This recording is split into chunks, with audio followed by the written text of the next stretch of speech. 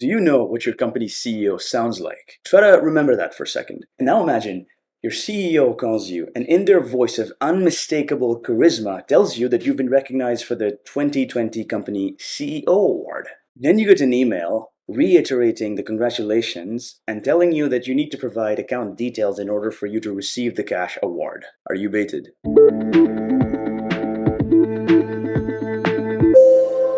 Well, if you're used to winning the lottery over the internet, chances are you're going to brush this encounter aside. You'd be scratching your head at the voice acting, but you'd be smarter than the CEO of this German energy firm who believed that his parent company's CEO had just called him and asked him to transfer $243,000 into a bank account. Hook, line, and sinker. Now, folks, I know there are a lot of scammers and fakers out there, but I know that you folks are the real lot. So if you enjoy my content, like this video, and go ahead and hit that subscribe button. It helps YouTube put this video in front of more eyes. Let's get this show started.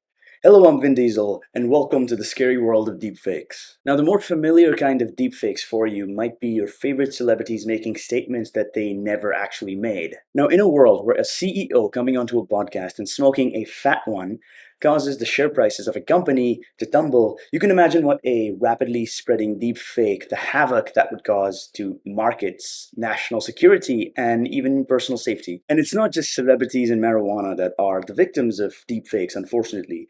A common victim of deepfakes are everyday women. Imagine the distress of Helen Mort, a broadcaster based out of Sheffield, UK, when her colleagues informed her that they had found pornographic material that featured her. Much to Helen's shock, they were right. But Helen wasn't really in those photos. All these pornography materials were generated from regular images from her social media accounts over a 2-year period. You must be wondering now though, why would anybody go through the trouble of creating these videos? Well, that's just it.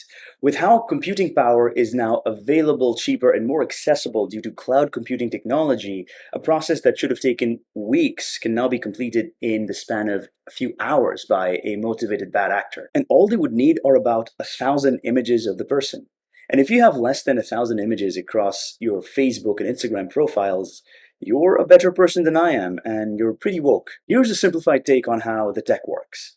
Let's say there's a bad actor, call him Rick, and then there's you, the victim. Let's call you Morty. Rick uses 1,000 images of himself, and he uses 1,000 images of you. Rick runs these images through a compression algorithm that strips away all the details and only persists the commonalities between the images. Rick then trains 2 decoder AI models, one that's responsible for identifying Rick's images, let's call it the Rick AI, and the other that is responsible for identifying Morty's images, let's call them Morty AI. Rick is now able to feed frames of Rick images into the Morty AI to generate corresponding Morty images. And just like that, Morty is pledged on video that he would rather go on 100 adventures with his grandpa than go to school. New AI models are emerging that are making the deepfakes realer and easier to make. And it's a game of cat and mouse really when it comes to identifying which videos are deepfakes and which videos are real. For instance, soon after researchers in 2018 discovered that deepfakes didn't blink normally and sighed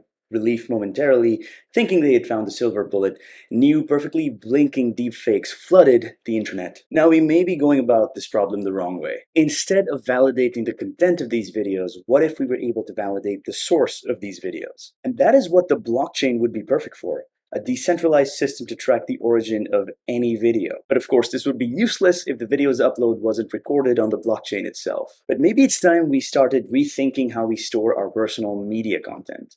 The problem of deepfakes is when an individual loses control of data that is very intimately theirs, aka their own image data. If we could use the blockchain to give control of this data back to its users, then we might be able to take steps in the right direction in the fight against deepfakes. Thank you for watching, stay real, and I will see you in the next video.